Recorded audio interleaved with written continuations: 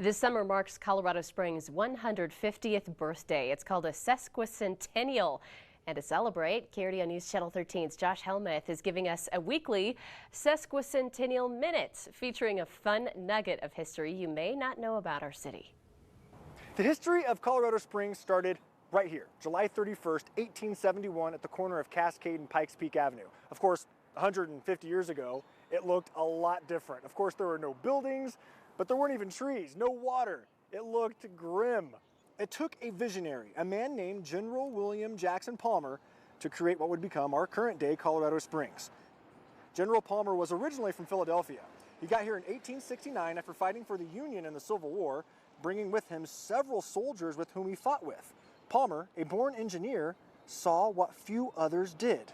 We know from early accounts that some people arrived on the train, looked around at the bleak landscape and said, this is not Colorado, this can't be Colorado Springs. And they got back on the train and they went back up to Denver or back east. But Palmer quickly changed the landscape, developing the Colorado Springs Company, engineering the El Paso Canal to bring in water from Fountain Creek, planting trees, all while selling bonds to build up the city. He believes that with a lot of hard work and a lot of vision, he will make Colorado Springs into the city that will be desirable for millions of people to later move to.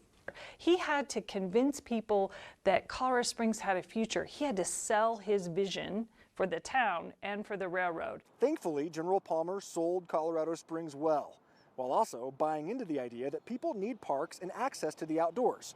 It's because of General Palmer we've had a thriving outdoor-centric city for 150 years.